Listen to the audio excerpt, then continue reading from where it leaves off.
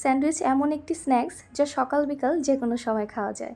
Tiffin থেকে শুরু করে বিকেলের নাস্তায় সবাই এটি পছন্দ করে। এটি বানানো যেমন একদম সহজ, তেমনি মজাদার। আজকে একদম ফাস্ট ফুড স্টাইলে চিকেন স্যান্ডউইচ করে দেখাবো। এখানে আমি ব্রেড নিয়েছি। ব্রেডের বাদামি অংশটা সাইড থেকে কেটে ফেলবো।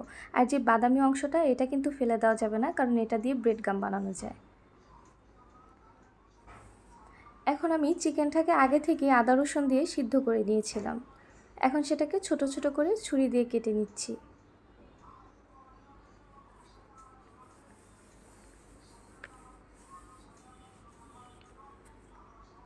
এখন এই চিকেনগুলোকে দিয়ে দিব আমি। এখানে আমি গাজরটাকে চিকন করে কেটে এর থেকে পানি ঝরিয়ে নিয়েছি। শসাকেও আমি এর থেকে পানি ঝরিয়ে নিয়েছি। খেয়াল রাখবেন গাজর আর শসাতে যেন পানি না থাকে। আর এই মেয়োনিজটি আমার হোমমেড বানানো। যারা পারফেক্ট মেয়োনিজ বানাতে চান তারা আমার ভিডিও ডেসক্রিপশনে লিঙ্ক দেওয়া আছে, দেখে আসতে পারেন। দোকানের মেয়োনিজের টেস্টটা আমার কাছে ভালো লাগে না, তাই বাসায় যদি অথেন্টিক টেস্টে মেয়োনিজ বানানো যায় দোকানে কেন যাব। এই স্যান্ডউইচটি আপনারা চাইলে কিন্তু 2 দিন ফ্রিজে রেখে খেতে পারেন। তার জন্য একটা বক্সে সংরক্ষণ করতে হবে। যদি স্যান্ডউইচে কাঁচা পেঁয়াজ দেন তাহলে কিন্তু এটি রেখে খাওয়া যাবে না, সঙ্গে সঙ্গে খেয়ে ফেলতে হবে, কারণ কাঁচা পেঁয়াজের গন্ধে মেয়োনিজটা নষ্ট হয়ে যায়।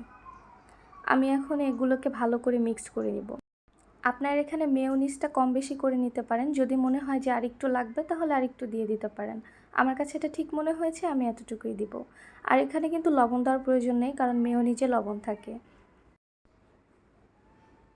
এখন আমি ব্রেডের উপরে চিকেনের পুরটা দিয়ে দিব। আপনারা চাইলে কিন্তু ব্রেডের সাথে বাটার দিয়ে দিতে পারেন, তাহলে কিন্তু সেটা খেতে ভালো লাগে বেশি। আমি দিলাম না। আর পুরটা একটু বেশি দিব, কারণ পুরটা বেশি দিলে এটা খেতে বেশি ভালো লাগে।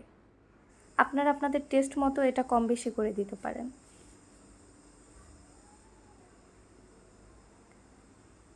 ভালো করে দিয়ে দিলাম এখানে সুন্দর করে। এখন এটার উপরে একটা ব্রেড দিয়ে হালকা হাতে প্রেস করে দিব আর ছুরির সাহায্যে কেটে নেব। ব্যাস তৈরি হয়ে গেল চিকেন স্যান্ডউইচ। আমি চেষ্টা করেছি রেস্টুরেন্ট স্টাইলে স্যান্ডউইচটি তৈরি করার। আমার ভিডিওটি যদি ভালো লাগে তাহলে নতুন নতুন ভিডিও দেখার জন্য আমার চ্যানেলটি সাবস্ক্রাইব করবেন। সবাই পাশে থাকবেন আর কমেন্টস করে জানাবেন কেমন হয়েছে। এমন নতুন নতুন ভিডিও দেখতে আমার চ্যানেল থেকে ঘুরে আসতে পারেন। সবাই ভালো থাকবেন, সুস্থ থাকবেন। আল্লাহ হাফেজ।